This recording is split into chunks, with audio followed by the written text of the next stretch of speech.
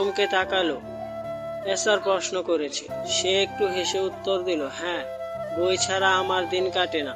মনে হয় প্রতিটি বইয়ের পাতায় একটা আলাদা জগৎ লুকিয়ে আছে।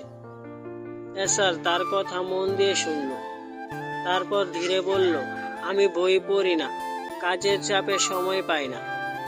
তবে আজকে তোমাকে দেখে মনে হচ্ছে হয়তো বই পড়ার মতো কিছু সময় বের করা উচিত।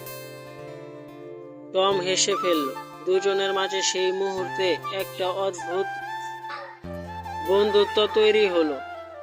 বাইরে তখনও ঝুম বৃষ্টি হচ্ছে। এসার প্রস্তাব দিল, বৃষ্টি থামতে দেরি হবে, চাইলে আমি তোমাকে বাসায় পৌঁছে দিতে পারি।